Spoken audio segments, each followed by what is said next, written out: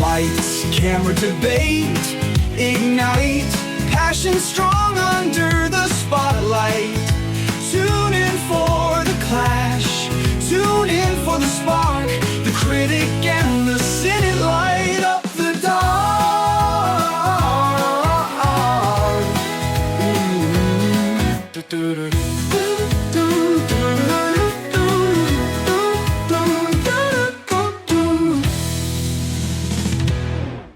Hey, what's up, and welcome back to The Critic and the Cynic. My name is Dave, and I'll be the critic with you this evening, and with me, as always, is Hilary, who will be the Cynic. That's right. If you guys are just now tuning in, you haven't listened to the podcast before, that's all right. The idea is that we're a critic and a cynic, and we talk about movies. And structurally, the first half of the podcast, we look through a number of movies that we've either seen or we haven't seen in the past, and then we try to predict if the movie will be any good. And then the second half of the podcast, we actually watch the movies and then we discuss them one by one to see if we were right or wrong in our predictions. And then we'll let you know if the movie in question is worth your time or not, basically. And this season, the first season of The Critic and the Cynic, we're talking about Christmas movies, primarily Hallmark and Netflix films, but, you know, on 90% of them all Hallmark movies. There was one movie that was not, which was Paramount Plus's Dear Santa. But now we are on to the final 5 contenders of the season. There's only 5 more movies to discuss about Christmas.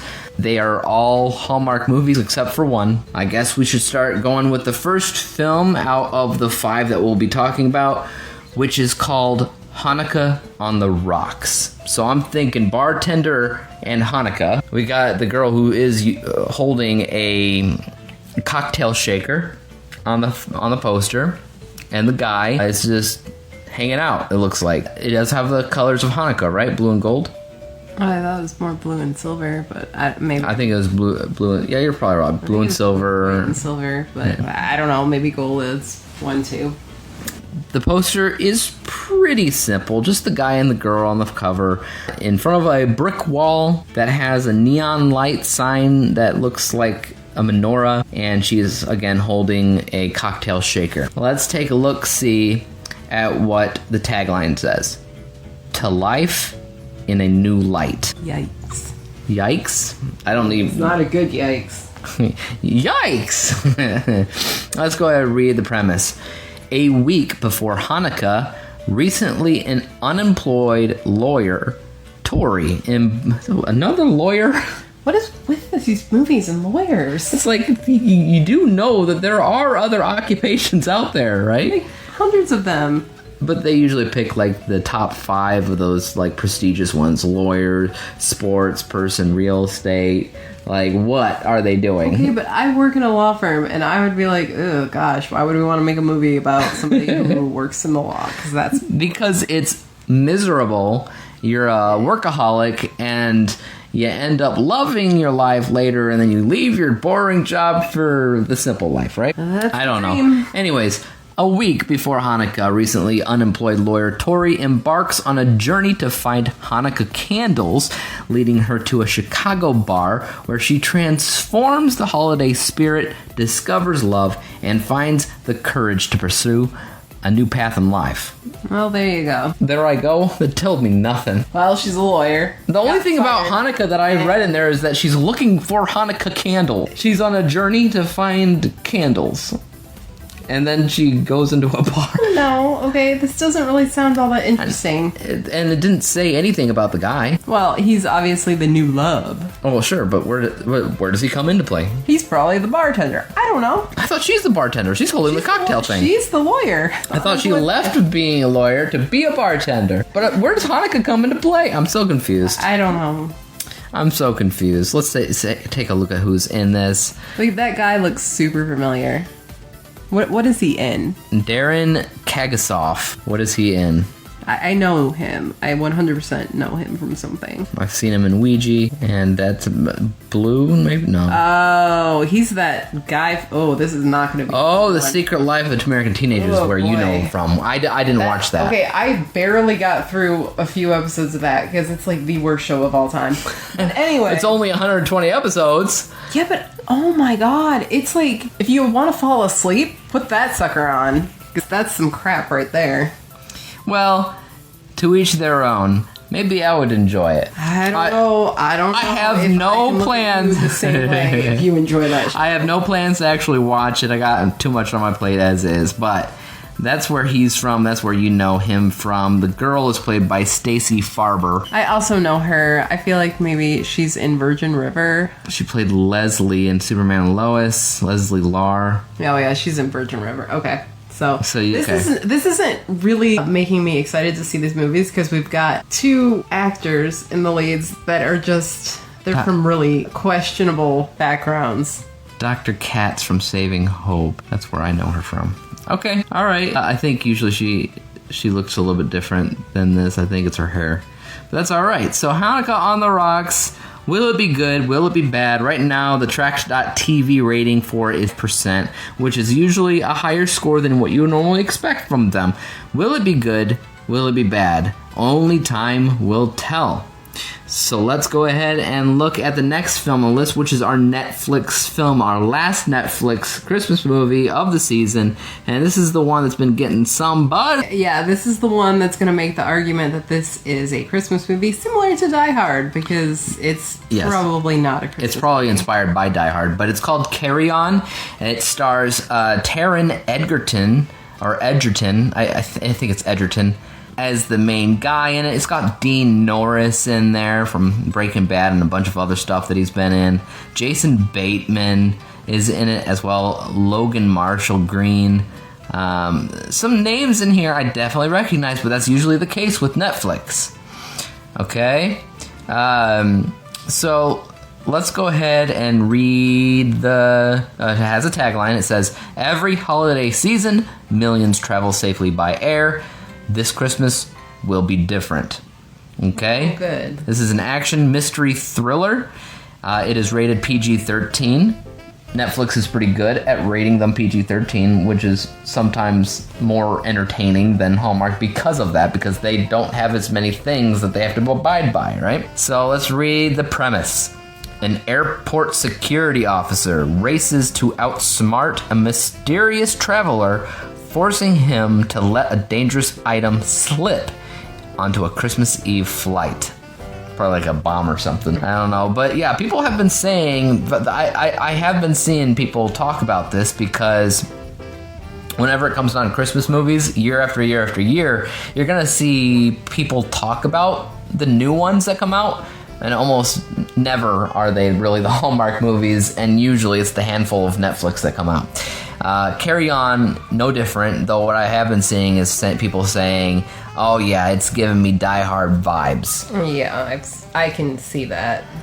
As somebody who's never seen Die Hard, I can recognize the similarities just from the premise. Yep, the premise is very, I don't know, about like rookie cop against terrorists. If it takes place on a plane, I would say it's more like Die Hard 2. Or even Air Force One, which was basically Die Hard on a plane. So it could be like that. He's a TSA agent, which is pretty cool. I like the poster. It reminds me of Bourne Identity or something. Well, yeah, I mean, this poster is absolutely... I don't even see anything that is Christmas related whatsoever. Other than the fact that it's a Christmas Eve flight. Yeah, I really think that calling this a Christmas movie is probably a huge stretch, but whatever. It probably is a stretch.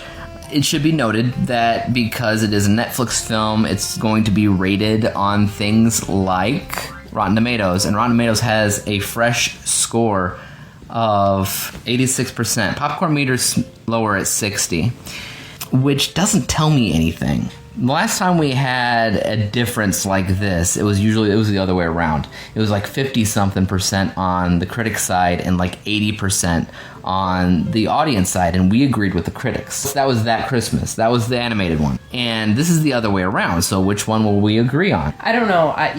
we all know that I don't see things the same way as the majority of the public, so I might like it. I mean, that's just it. We'll like it, but are we going to score it on just in general of being good, or are we going to score it on, is this a Christmas movie? Well, it's on the list of Christmas movies. I mean, when I found that little card of the Christmas movies from Netflix, this was on it. So, Yeah.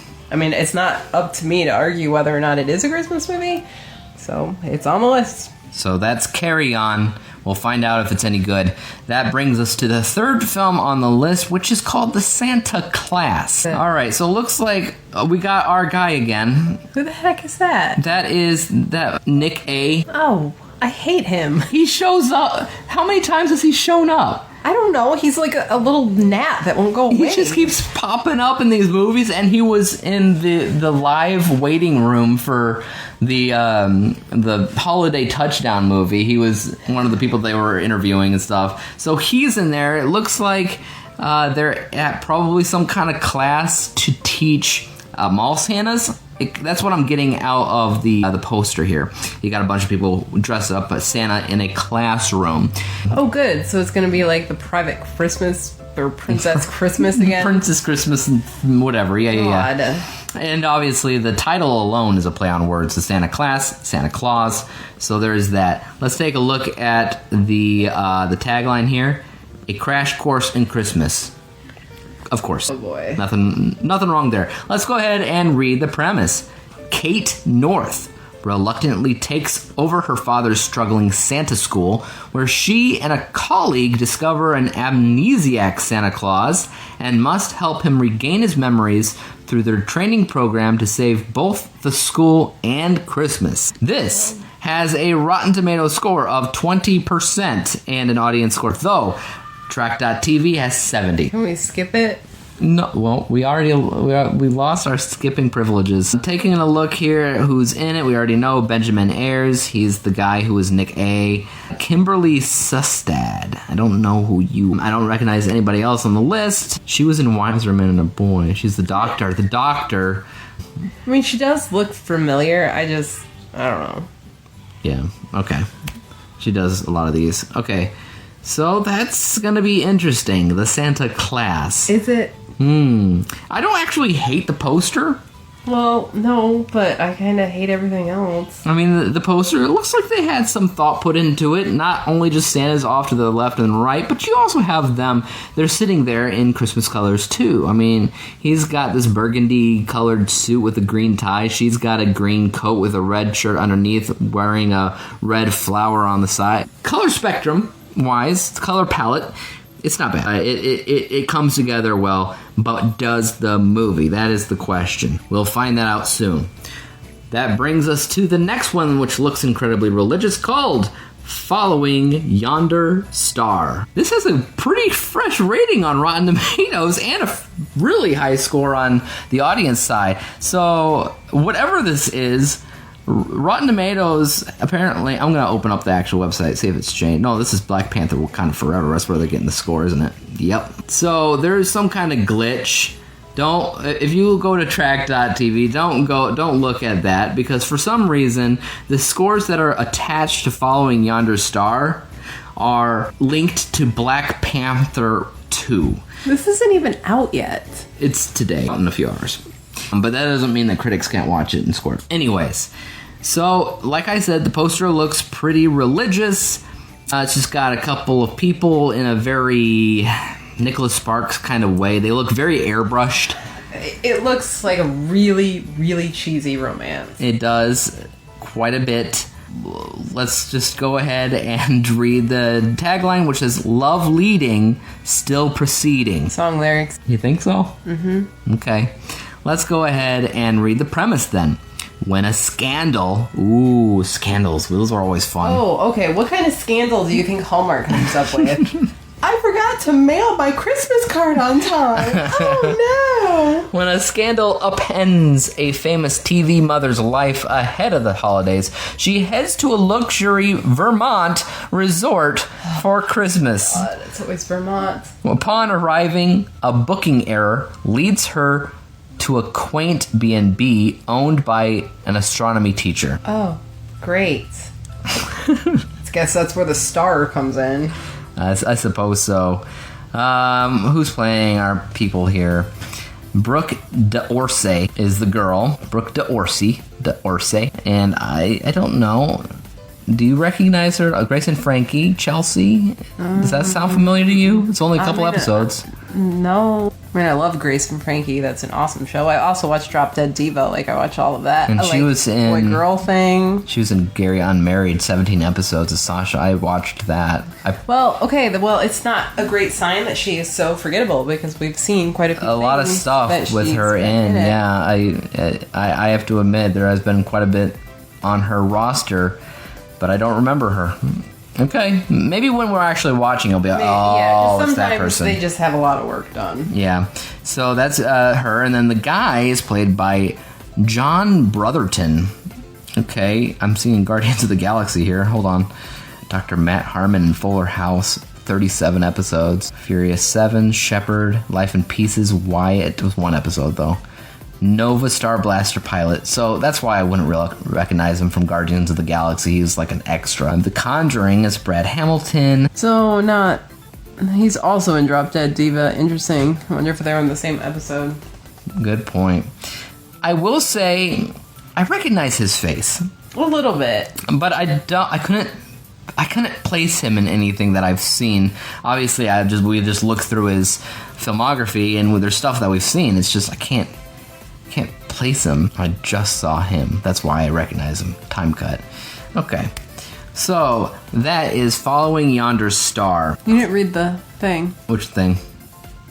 You only got the tagline, did you? Oh, no, you didn't. I did. Which brings us to the final film of this season of The Critic and the Cynic, and one that I, Should we start singing Hallelujah? Hallelujah. It's a dog movie. So let's take a look. Happy Howlidays. Happy Howlidays. Let's take a look at the poster. We got a wreath with a couple of dogs inside of it. They're not even cute. How do you make a dog movie with ugly-ass dogs? Well, this is coming from somebody who likes the animals that have no fur. I don't like them. I find them fascinating. Anyways, obviously it looks like a dog movie. What could it be? Are they going to be speaking animals? Are they just going to be the pets of people, and it's really the people's story? What is it? So, let's take a look at the tagline here. Unleash the mistletoe. Okay. So... it's a very short premise, but let's read it. A web page editor spending the holidays alone is drawn into an unusual encounter when she encounters a stray dog. All right, then. A web page editor who has nobody. Okay, so it says comedy and romance, so I could be wrong, but it just feels like instead of romance, it would be a relationship and coming to terms with not needing a relationship by having, an animal. No, she's probably gonna find this stupid dog, and the dog's gonna lead her to her soulmate. Oh, God. Some cheesy nonsense. It could be. Let's see who's in it. Anybody we know? Jessica Lowndes, Elle Cannon, Cassandra Sawtell. Well, they really just want to go out on a whimper, don't they? Yeah. I mean, there's nothing saving this one. Okay, this is the Christmas concert. Okay, that's what we're looking at. Yeah, a bunch of Hallmark. Kyle XY, 1 episode. Oh, I liked Kyle XY. She was in 7 episodes of Greek. I like Greek. And 114 episodes of 90210.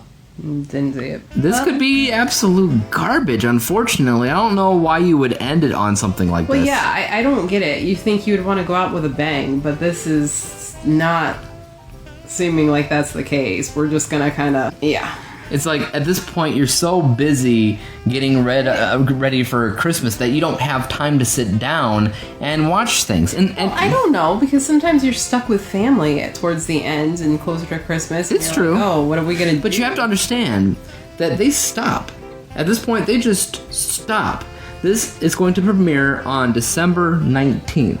So you got almost an entire week before Christmas at that point. I guess they're like, you're done now, so go spend the last week with your family. Well, then they spend the last weekend just going through all the gems, probably. All the winners that they had before. The ones that they push the hardest. And they'll just play Holiday Touchdown on repeat after that point. Oh, yeah. And maybe Sugar Plums, because they liked the ads for that one. Yeah. So that's it. The last 5 that we're going to be talking about, once again, they are Hanukkah on the Rocks, Carry On, The Santa Claus, Following Yonder Star, and Happy Howlidays. Can I just throw out there that I do really appreciate that Hallmark is including other types of celebrations, because we did have 2 movies that touched on Hanukkah, and that they didn't just exclusively go for Christmas. That is true. However, I would have appreciated a little bit more than mostly just Hanukkah. Well, they yeah, had the Indians in there, but it was still Christmas. I would have liked. They could have expanded it. I'm not going to say that they. I would have liked some Kwanzaa. Yeah, that would have been nice. I think that would have been great. So next year, Hallmark, expand your horizons a little bit. Let's get some other things in there, but props to not just going for Christmas. That's right. Okay, guys. So our theories are in. None of this is going to be great. Carry On might be interesting, and that's the predictions. We'll see if we're right. Stick around after the break, and then we'll find out which of these are winners, losers, maybe some hidden gems in there. Hopefully, some hidden gems, and we'll catch you in a little bit. Approximately 10 hours later. And we're back. So the first one that we watched instead of Hanukkah on the Rocks was Carry On, because Carry On and Hanukkah on the Rocks were both aired the same day, so I figured better start off with the one that everybody else is talking about, because I want to add my 2 cents. So Carry On. It's not my cup of tea. Why isn't it your cup of tea? It's just some guy running around half the time, all action-y. It's just not my cup of tea. Okay, so to give you guys a little bit of a rundown once again, this is the one that everybody was comparing to Die Hard. And for good measure, you haven't seen any of the Die Hard movies, so you can't quite appreciate the comparisons here, but I don't need to. I mean, it's not like it's part of that universe. It's its own thing. But the thing is that a lot of people were comparing it to kind of a combination of the first and second one, because I would say primarily because the first and second one were both dealt around Christmas, and even the second one was in an airport.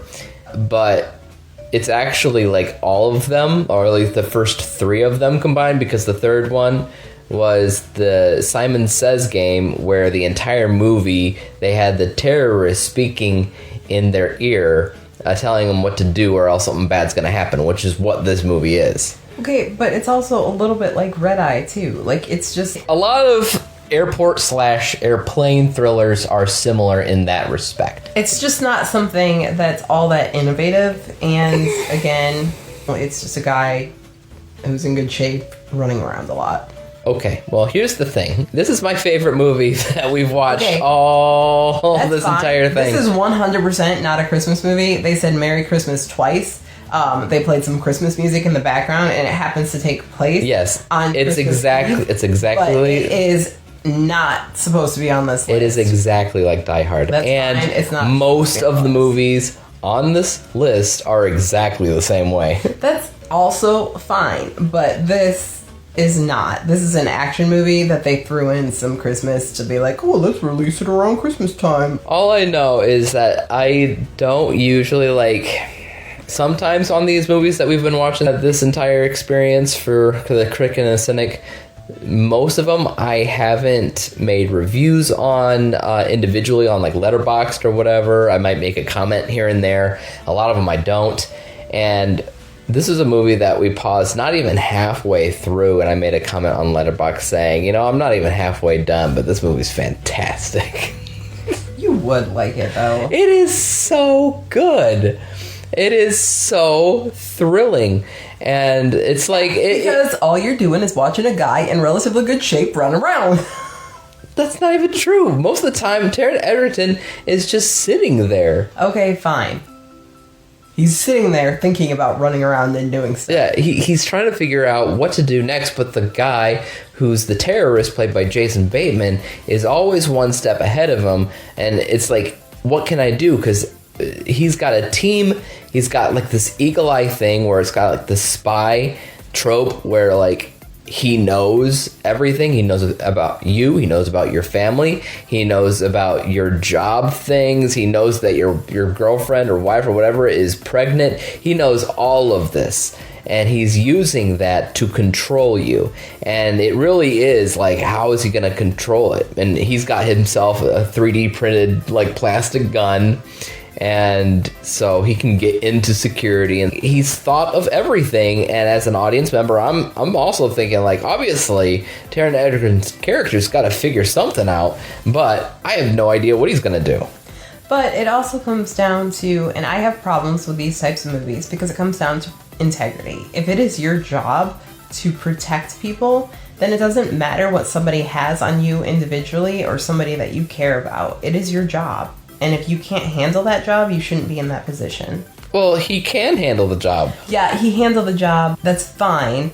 But he would have saved a whole lot of time if he would have kept his integrity from the beginning. Well, if that was the case, then it wouldn't be much of a movie. That's true, but that's partly why I don't like these movies so much. All I'm saying is that if I still had my unicorn button, I probably would be using it right now.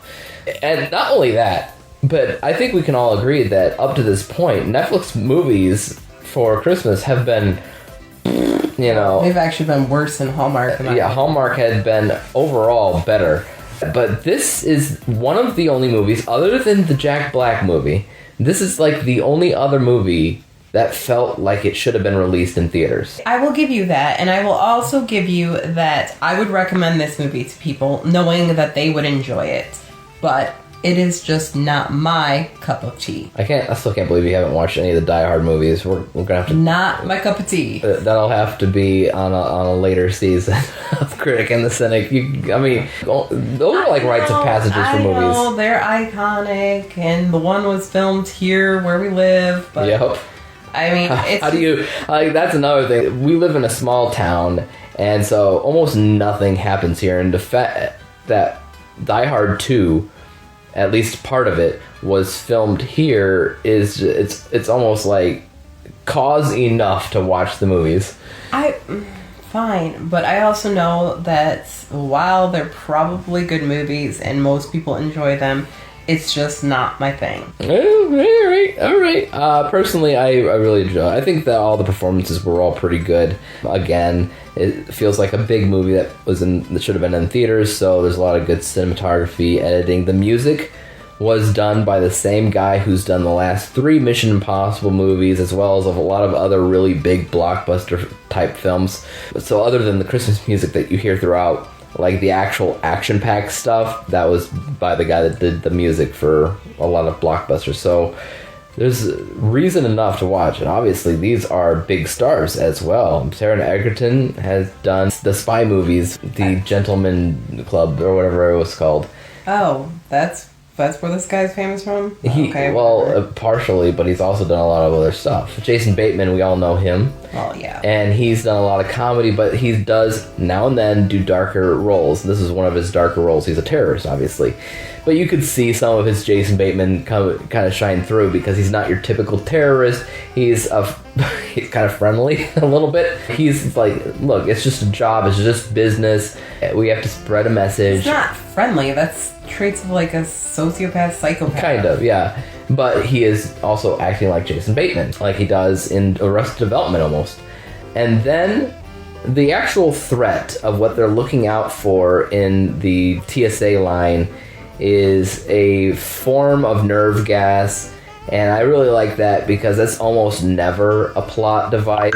I really like that because it's almost never a plot device on anything, except it was in a season 3 of 24. So that's kind of cool to see. Yeah, well, to all the people out there that like action films that are completely predictable and where the good guy wins and the bad guy loses every single stinking time, have fun with this one. She's over here still wishing for bad, sad endings and stuff. Oh, it's Christmas. What is wrong? Anyways, what do you rate it? I mean, I can't discredit that it's a good movie and that it's put together well, so I will put it in like the 80%. Yeah, okay. That's fair. I will give it 90. I think it's the best made movie that I've seen this entire time, and it's my personal favorite. So I've gone the 80% route and 85, I think, in the past, but I'm going with 90 because it's a step above all that in my opinion. And given the fact that 90% of the Hallmark movies that we've seen haven't really been about Christmas, I'm actually a little bit happy that this isn't as well because it fits in with the rest of them in terms of plot regarding Christmas. But yeah, I think it's pretty good. I think you all should check it out. But that was Carry On, which leads us to the next film that we're talking about in this episode, which is called Hanukkah on the Rocks. All right, so last week we saw a movie that had something to do with Hanukkah.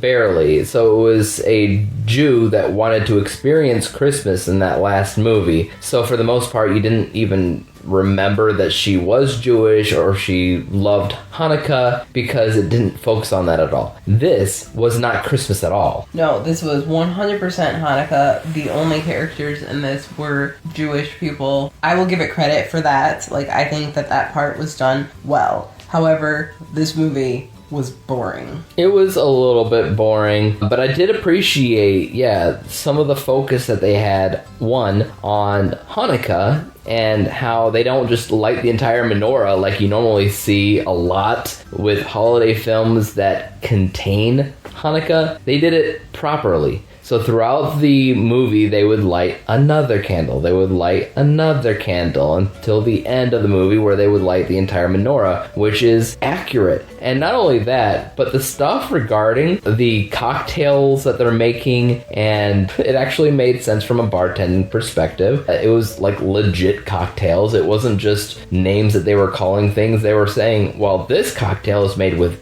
this much bourbon, this much whatever bitters, and this much cherries or whatever. Like, they would literally start listing off recipes for these cocktails. So from a bartending perspective, which was part of the movie, they actually approached that pretty well. But the characters Flat.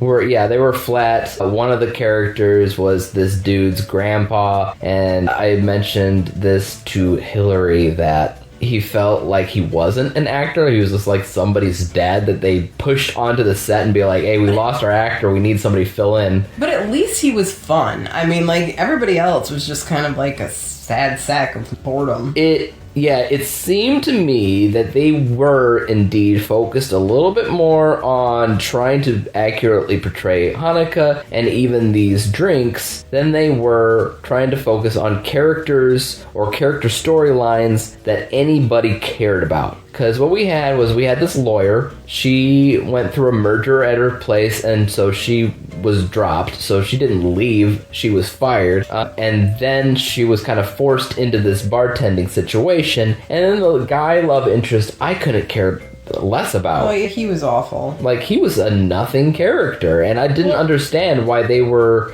romantic interests at all. I didn't feel it. I didn't understand it.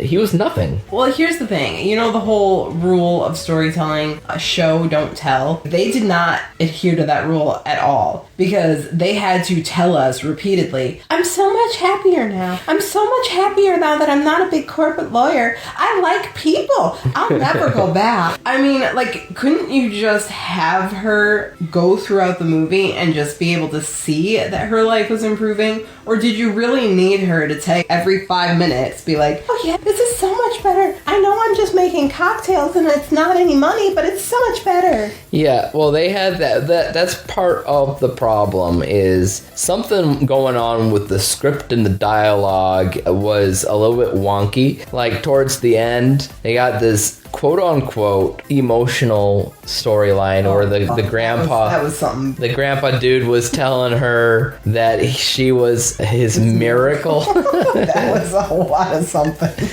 And then you skipped over the fact that right before that, they had this big, like, reveal, which was just supposed to be so dramatic, and everybody overacted it, and they were, like, freaking out over this thing that was really not a big deal. Yeah. You forgot even earlier when The they were making cookies. cookies. I have never seen anybody disrespect cookie making that much. She was it the sister was just making like, cookies. She just had icing all over her hands, was just kind of like plopping it on these sugar cookies, and it looked, oh my god. Oh, I've never seen That's why I turned to you. I was like, well, she's an actress, not a baker. So, and they didn't tell her how to make the cookies. So she's just there, like touching like the thinking cookies. that she's a toddler playing with slime or something. I don't even. That was so hard to watch for me. During that same scene in the background, I noticed that in their house, in the hallway, she had a wreath. Now, I don't know if Jewish tradition. I know that they don't celebrate Christmas, so they don't have Christmas trees. But do they have wreaths? Was it a Hanukkah wreath? Is there such a thing? But it wasn't blue and silver. It was green, like a normal. I wonder if it was a set for another Christmas movie that they were making, and they forgot to take out the wreath. It was a little bit in the distance. So I don't know if anybody's actually going to notice it was there, but I noticed it was there. I didn't. Personally, I was looking for these things here and there where it's like,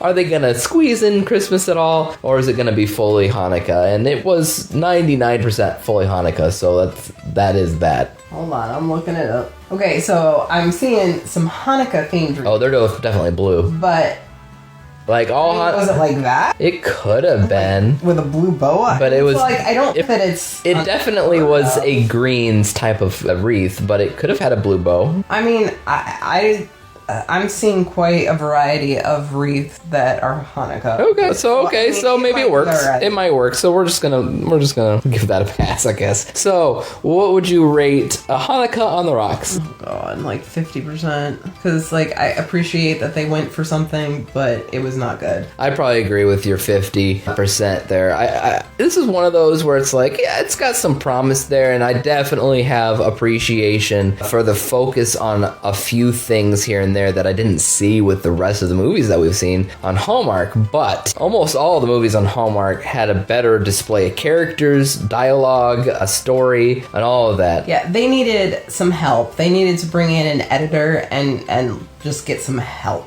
Yeah, the script needed some rewrites. It needed some focus. It just having some focus on a couple of things that other movies don't have is nice, but it just needed to complete that with the characters and the story and the whatever. So I'll also say 50%. So we're both saying 50% on this one. But yeah, that is Hanukkah on the Rocks, which leads us to our next movie that we're talking about, which is called The Santa Class. So obviously, the movie turned out to be more or less what we thought it would be combined. You mentioned the princess movie, yeah, and then I had mentioned it just looked like mall Santas and stuff. But it's essentially what it was, because there were obstacle courses, right? Which is so stupid. I mean, come on. Like, mall Santas and parade Santas do not need endurance. The funniest thing about it is that they were teaching them all these different things that are not going to help them be a mall Santa, for one, but even just like Santa in general doesn't need to know any of this stuff. It's just funny that it is like the princess movie in that way, but at the same time, I could see them doing this more so as a special class than I could see them just doing a random leadership training thing, which is what the princess movie was. Yep. And I do appreciate that their motley crew of Santas were... I mean, it was eclectic. Yeah, we had a woman yes. that wanted to be Santa, and that's awesome. And a puppeteer. Yep. We had a hippie. A hippie. And Black Santa, I think, was... Well, they called him Cool Papa Santa. Cool Papa. Yeah, I liked their group. And it makes me think about other movies that I've seen where it's been a training program type of thing for, like you said, motley crew. And one comes to mind, School for Scoundrels, I think, with Billy Bob Thornton and Napoleon's John Heder. So this reminds me of that. But the more that you watch it, I feel like the more you get in the feeling that there's some inspiration come from Miracle on 34th Street. Yeah, because one of the Santas was also authentic Santa. Yep, that's what I'm getting at.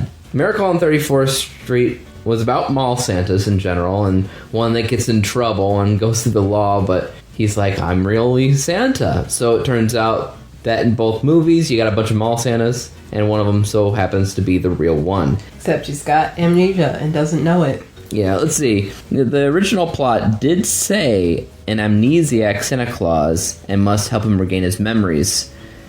Well, I mean, that's true. It leaves out the fact that indeed they found the real Santa Claus that apparently crash landed and forgot all of his memories. And so hijinks ensue. Yeah. You know what? I did enjoy it because of the fact that it had a subtle sense of humor when it came down to making fun of some certain Christmas tropes, like specifically Santa Claus being jolly and doing all these different things. So I enjoyed it.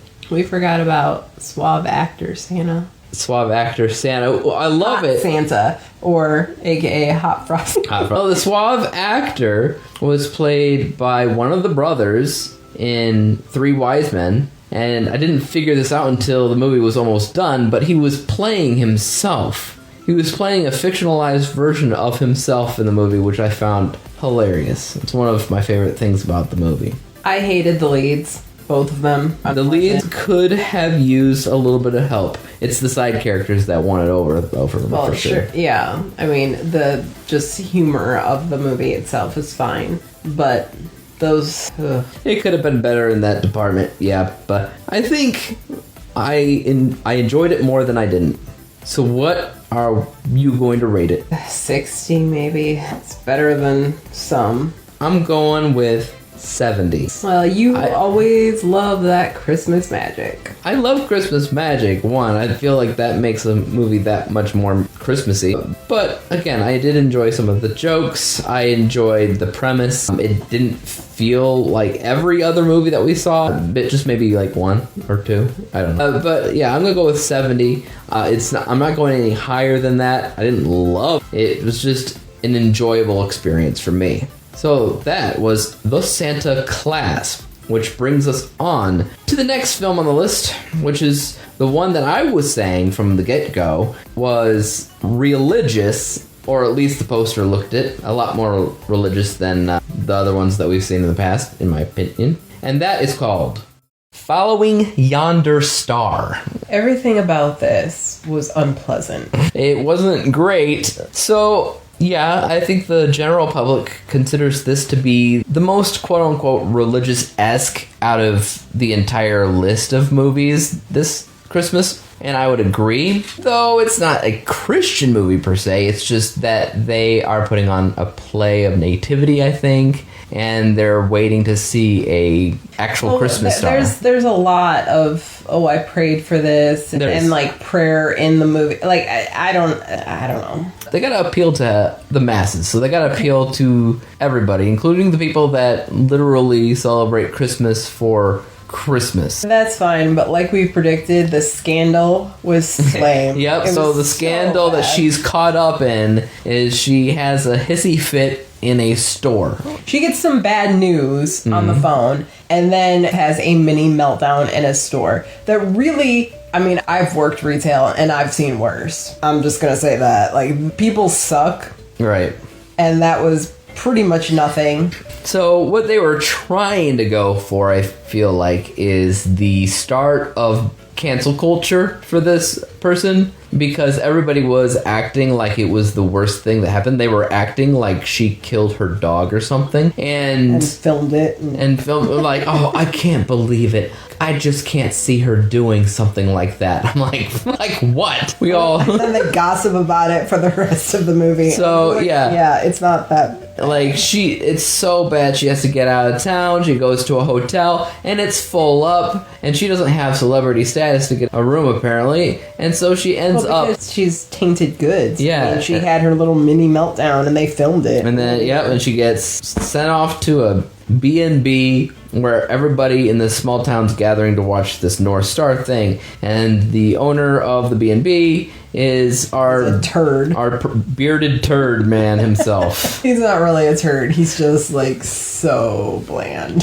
He's weird. Out of like all the guys that we've seen in the movies, He gives me like, I know, who did you say that he reminded you of? But he reminds me of Aaron Eckhart a little bit, who I've never really cared for. you think Aaron Eckhart? Oh, I can see Just Aaron look at Eckhart the- a little bit from profile. Profile. I think, and forward on, he looks like the guy in the Vampire Diaries. Oh, the guy who plays Alaric, I yeah. don't know his name, Yeah, I don't either. He just gave me that vibes. but he's also just not as cool as either of them, and that's from somebody who doesn't really care about those people either. He's bland, but the whole entire movie is pretty bland. She also is pretty just, yeah. I'm sure we're supposed to like them. Well, you're always supposed to like the leads, but this was a stretch. A little bit. So go ahead and rate it. 30. Weirdly enough, I was telling you to go ahead and rate it, and I'm putting a number in my head while you're talking, and you just blurt out the same number. So I got 30. 30. It is not good. Yeah, we've seen better. We've seen worse. Well, I mean, I would have vetoed this one if I could have, but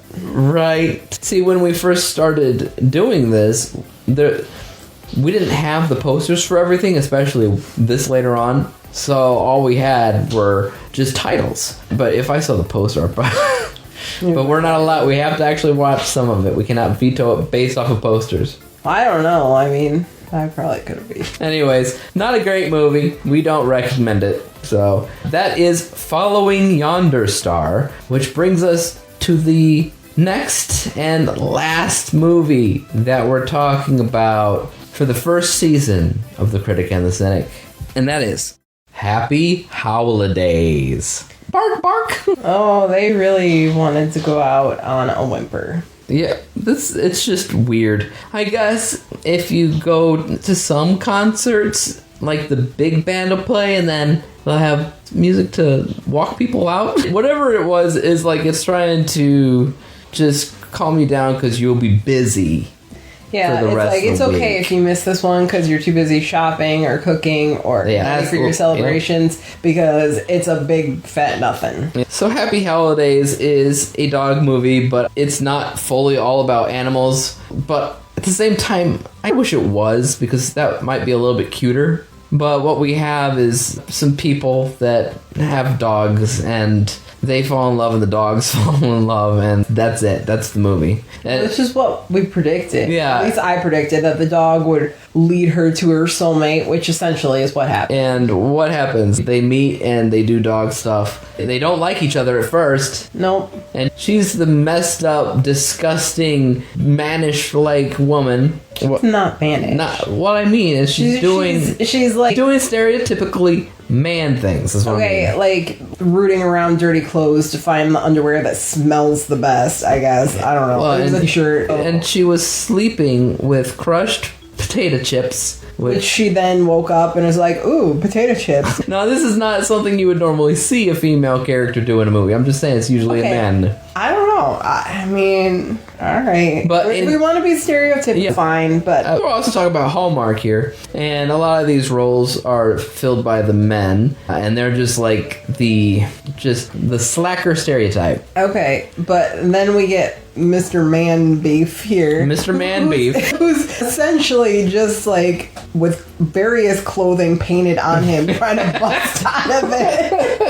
Which I guess would be the stereotypical woman wearing the skin tight clothing. Yeah, you could say it that way. But he has the other role. So he's this stern one with a stick up his butt and whatever. That we have our role switching a little bit here. And speaking of the male lead, let's talk about him for a second. He sucked. was played by Ezra Moreland. Okay, so while watching, I was looking him up, see if he was in anything else, and he was in something else, something on Hallmark called Finding Mr. Christmas. What is Finding Mr. Christmas? Well, I'm glad you asked. It's a reality game show like The Bachelor, where they're trying to find the Bachelor. Instead of that, they're trying to find Mr. Christmas, which is the next male lead in a Christmas original film, and he won. This is our winner. Great. But like that, just I mean, he shouldn't have won. He won. He was not good. He won. His nickname's Man Beef. And if he was the best, I really would like to see how bad the others were. I'm curious about that. I suspect that he only won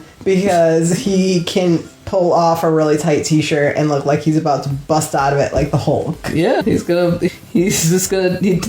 off his shirt at one point. And she pretty much passes out, and I'm like, I don't know why you're passing out, because I can see all of those muscles with his painted on t-shirt. That's right, because she gives him one of her shirts. Yeah, which fits miraculously, even though she's like a twig. She's a twig. And, she is not Man And Beef. it's just like a belly shirt on him, but it fits perfectly, because why not? One size fits all, I guess. But we'll just say, acting-wise, yeah, not the greatest there. And the girl was played by Jessica Lowndes. Again, a lot of nothingness going on And there. the dogs weren't even cute. Let's just put that out there. I've seen way cuter dogs. They were cute to the fact where they weren't, like, ugly. No, they were cute adjacent, but like, if you're gonna make a movie about dogs, let's get some cuter ones, please. Yeah. So nothing about this was all that special. The dogs weren't that great.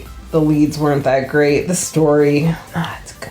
Yeah. So I agree with most of what you're saying here. It definitely went out on a whimper. There have been worse movies, so I guess I'm glad it didn't end on those. But for what it's worth, Happy Howlidays. It is what you expect it to be, which is not much of anything for a final film. Yep. So, what do you rate it? Maybe like 45. 45, yeah.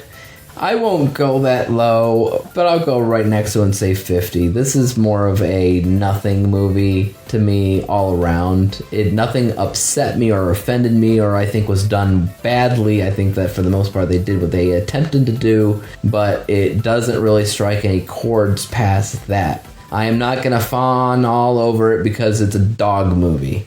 So Some people would. yes, they would, and I have seen people say that the movie is their favorite because they're dog people and they love dogs. So it's Must Love Dogs, the Christmas movie. But no, that's it. That's it. That's the 40th movie. We got through it, and which means that we are now at the end of the first season here of the Critic and the Cynic. Which means, what can you expect to hear next? Like, when will you hear us next time? Hopefully never. Okay. Next time will not be Hallmark, though. Next time might be some pleasant movies. Oh. Yep. So, I've been tossing up in my head what the next one we're going to do. It's either going to be, which I had mentioned before, tearjerkers, which are movies that have either made one of us tear up or at least feel the inkling like it could in the past. I don't think we should choose movies that we haven't seen, because who knows if it's actually a tearjerker or not. Just ones that we've seen in the past.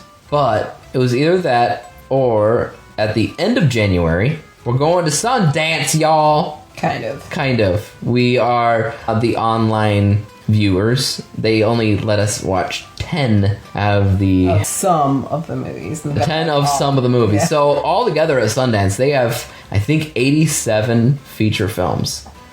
And there's probably half of that, if I had to guess, online. Unless they're adding more. And from that half, we have like 10 to choose from. So the podcast itself would just be on 10 movies. Probably 5 2-movie episodes. That's what I would imagine. So either the Tear or Sundance. Alright. Okay? So what did we learn? What did we learn about Hallmark and Christmas? We learned that while Hallmark might be the top tier Christmas movies for most people, I do not like Christmas movies in general, and Hallmark is not that great.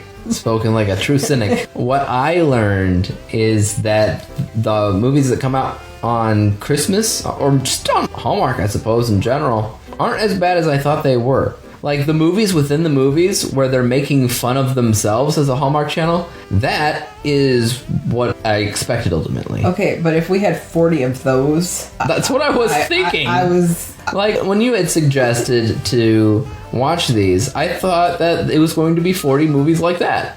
Okay, well, to be fair, the whole reason that I suggested this is because last year I picked out, like, maybe 2 cheesy Christmas movies that I wanted to check out, and you were just like, no, I'm out. And so this was just forcing you to watch them. All of them. Except, yep, we did all of them.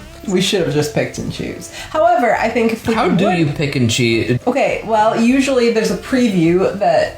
It's not very good because all the previews that Hallmark had were 30 seconds. And I would guarantee, I would absolutely guarantee that if we would have looked at this list, read the premise, and like picked out the ones that sounded good, we would have missed some of the ones that we really liked. Yeah, Most there were actually, yeah, most of them. Most that we liked were considered hidden gems from us. You might have picked and choose the spy one. I might have, because I do like that lead actor in that one. Yeah. Normally I would go through and be like, oh, let's rate which one's the best of the best, you know? But obviously the best of the best would either be our unicorn choices. You had 3 wiser... Was that the one you chose? Yeah, 3 wise men and 3 wiser men combined. I had the spy movie, but I probably would have chosen Carry On. Well, and I probably would have chosen Dear Santa had I started Yeah, it. that's a good one too. So it's hard to rate them all, but I'd say those were the top ones. Yeah. As well as the Jack Black one, but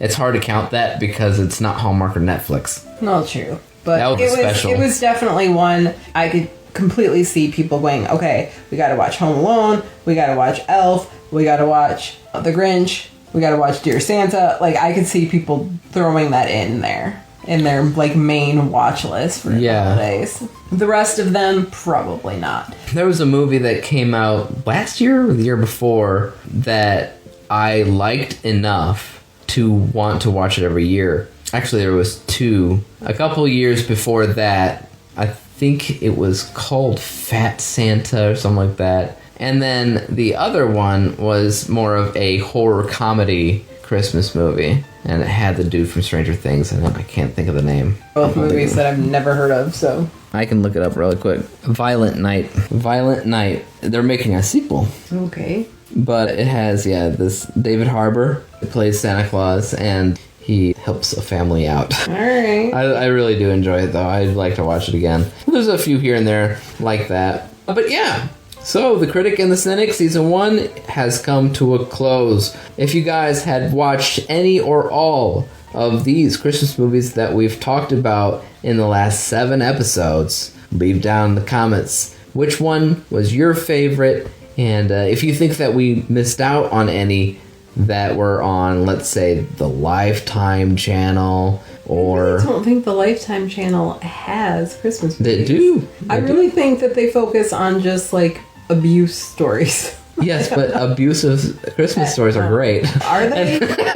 And also, Hallmark does have other channels as well as Hallmark Plus. And I know that the Hallmark Movie Mystery channel, like Hallmark MM, that has some Christmas films that have aired. And obviously, Hallmark Plus has their own catalog of Christmas films every So year, you're too. talking about Christmas and mystery movies together? Mm-hmm. God, that's a special kind of hell. Is it? Oh, yeah. I like mysteries. But we'll leave it at that. Thanks for tuning in, and we'll catch you next time, whenever that is, on The Critic and the Cynic. Peace out. Bye-bye. A finish line. How about it? How about that? How about that movie? I would like the last hour and a half of my life back. Okay, well, yeah, as soon as we started and you saw like two frames of a dog running, you were like, crap! Okay, because it looked like it was straight out of, like, the 80s. It was bad. Well, a lot of the movie actually felt like it was straight out of the 80s in terms of visual production, in terms of visual effects. The entire thing, to me, felt like it was staged in front of a green screen, and you could tell at certain points that that was definitely the case, and I had pointed it out to you. But do you think the movie was crap, or do you think it got better overall? I think it was fine. like all the rest of them, and fine is a very loose term that means I'd rather not watch these. Well, that's fine. But yeah, my main issue with it was that it was Finnish in terms of half of the characters in there spoke with a thick Finnish accent. Yeah, you had a really hard time understanding them. I did not, unless they were talking really fast with background noise. Then I'm just like, huh? No, it literally, to me, it sounded like gibberish. And I'm like, did you catch what they said? And you're like, yeah. And I'm like, how? How? With my ears. But you have all day not been hearing the things that I'm saying. Maybe it's just you. I'm telling you, they were all speaking. Oh, I do believe that a big chunk of the movie was indeed shot in Finland. However, unlike the whatever Irish movie, Luck of the Irish, what was it called? Not called Luck of the Irish. That is that Disney movie. Disney, yeah, the Disney Channel original movie. That was a good one.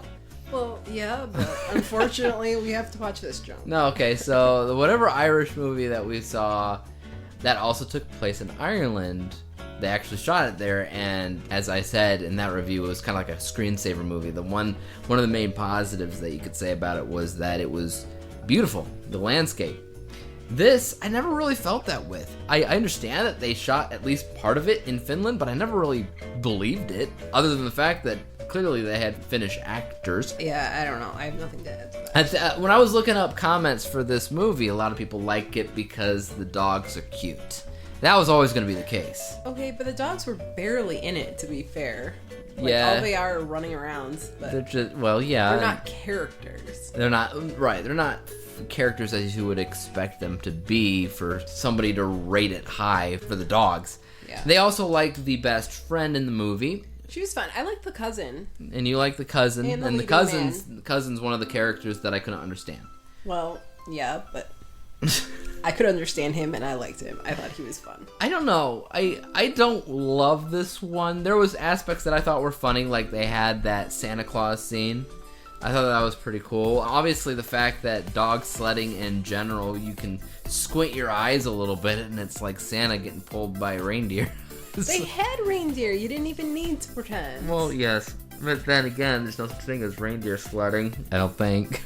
Like sports. Well, no, but they were getting pulled in a sled by Okay, that's fine. But I don't know. I was mostly bored. I feel like I would be a little bit pulled in more so to the story had I been able to understand half of the people. Okay. I'm just saying, it is what it is.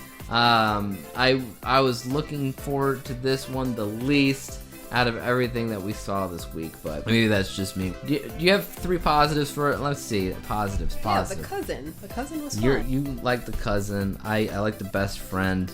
I also like the leading man. I was familiar with him and other things. Right? Even though I could have sworn when they introduced his character that he had a Finnish accent. Because he was faking. He didn't want her to know who he was at first. It was like a mistaken identity thing. I don't know if I have another positive. Yeah, because all of those positives were about the casting. The casting. The casting's good.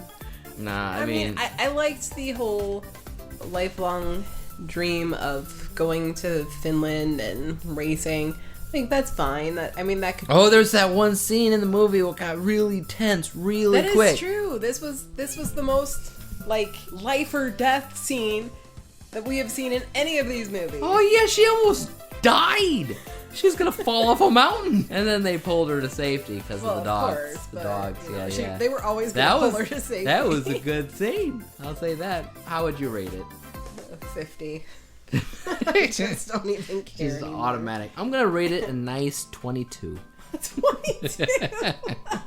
Why? Because you couldn't understand the Finnish people. I'm just sitting here. I'm like smiling and nodding as if I understand anything that's happening, and I really don't. I'm like, just get to the part where they pull the sleds, and then there's the dogs, and then eventually at the end, the guy and the girl's gonna kiss. Like I have no idea what they're saying or what anything means or what anybody means to each other, but I'm just waiting for these moments to happen, and they do. Okay, well, of course they do. Have we not seen enough of this by now? So, 22. Anyway, would you have used your crap button had you still had it? Yes. I'm still holding on to mine. All right. There's only 10 more movies. And there will be a stinker in there So somewhere. there's 2 podcast episodes left for this season of the podcast. As far as I know, each episode from here on out will be 5 episodes each unless some kind of random movie comes out again. Because you already missed a movie, and I had to remind you that it was on the list. Well, apparently it just wasn't on mine. Okay, so that was the finish line. And that was also the end of the podcast. So, guys and gals, if you've seen any of these movies, let's give a quick reminder of what all those movies were. We got Dear Santa with Jack Black. That was by far the best. I even had a friend who also watched it, and they liked it. Really? Okay. Did they also watch Hot Frosty? They did not. Okay. 90s Christmas, that was the time travel one. Deck the Walls, that was the home renovation one. Believe in Christmas, that was that one we thought was going to be religious, but it wasn't. It was about Christmas land. Holiday Touchdown, which people, by the way, I've noticed online, have been back and forth about trying to decide if it is inspired by Travis Kelce and... But his mom was in it. Right. Of course it is. But the Chiefs. So I don't know. And then finally this one, The Finish Line. Have you seen these movies? What'd you think about them? Are you excited for the next or last 10 Christmas movies of the season? Can we just point out that this week was like a hot mess? Like, they were all over the place. They were, yeah, and when it comes down to each week that we've talked about, there's always one that was pretty much a nice surprise. I guess this week would be Dear Santa, but that was more of a surprise. That was not supposed to be in the list. Yeah, and it wasn't a surprise that it was good. We totally anticipated. Yeah, like if we were sitting here, if Paramount Plus came out with Christmas movies, like originals all the time, they'd all be miles better than anything that we've been watching. So that's not fair. Like, if you skip out on that, I don't think anything on this week that was a surprise that was super good or anything. It was just average at best and crap at worst. So I don't know. But if you guys have seen them, please leave comments somewhere letting us know what you thought about these movies and if you're excited for the next or last 10 of the season. But until next week, guys, have a good one and peace out. Bye-bye.